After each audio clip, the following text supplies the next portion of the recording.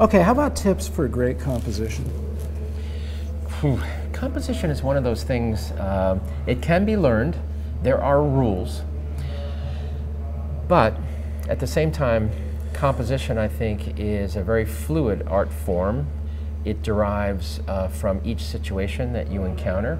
Sometimes it derives in a certain level of mechanics, I guess you would say, from the mission of the photograph. Who's the most important person, or what's the most important element? Obviously, then that element should be prominent, you know, on some level. Right. So, because if your editor says, go get a picture of, you know, good old Charlie over here or something, and Charlie's this big in the photograph in the back, that's not accomplishing the mission. So sometimes your composition is driven by the mission of the photograph.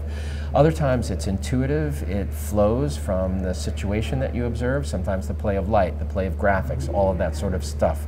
But one of the time-honored precepts of composition, if you will, that is in a game without rules is actually a pretty good quote-unquote rule, is the rule of thirds. Use the edges of the frame. Be dynamic in your composition. Try something completely whacked, okay? Try photographing half of somebody's face instead of all of their face.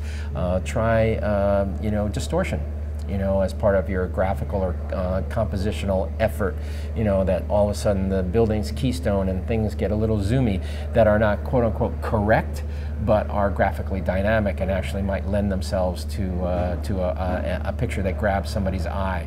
You know, that's what you're trying to do with composition. It's the invitation you're making to someone to get involved in your photograph and go, not just stay with the foreground of it, but meander through them, the middle ground and into the background of it.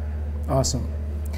I asked one of our guests, what are the components that go into a cover shot? You know, and he listed out a bunch of things, and the last ingredient was the mojo, the secret sauce. So what do you think it is that gives one of your images the mojo?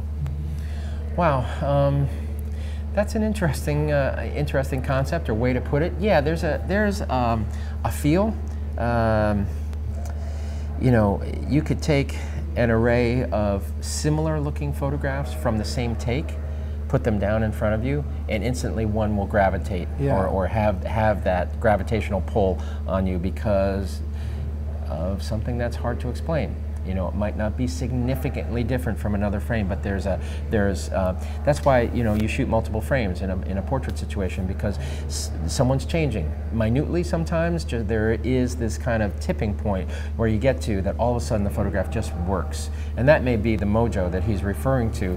It's almost an ineffable quality that the photograph engages, and that's a hard chemistry, you know, voodoo or whatever you want to throw into the mix there. It's hard to achieve.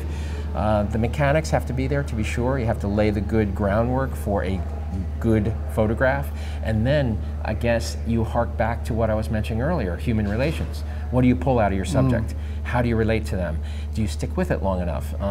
My old editor at Life magazine, John Loengard, he mentioned in an interview recently, we were talking, and he said, you know, digital makes you too nice, which is an interesting observation. In the days of film, you were panicked, you were anxiety-riven because you didn't know.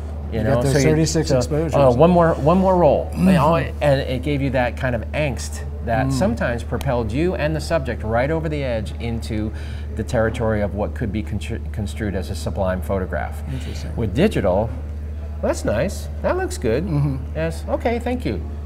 And so hence John's theory that digital makes you too nice. It might lead you to be maybe a little overconfident or stop short of where you might have gone if you were really your more typically angst-ridden, anxiety-prone, insecure photographer. Edge. Getting that edge. Okay. Yeah.